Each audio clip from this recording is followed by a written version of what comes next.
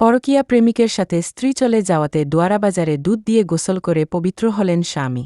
৭০ বছরের সংসার জীবন মুক্তি পাইয়া এখন এই যে দুধ দিয়ে গোসল করতেছি।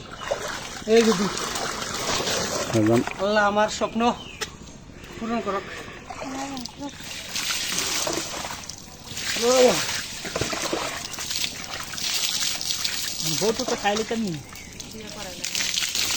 আপনার মাথা তো খানি ডাল দুধ ডাল আপনার মাথা।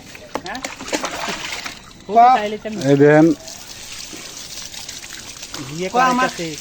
মেয়ে বাপের গোসল করাইতেছে দুধ দিয়া। ঠান্ডা লাগে।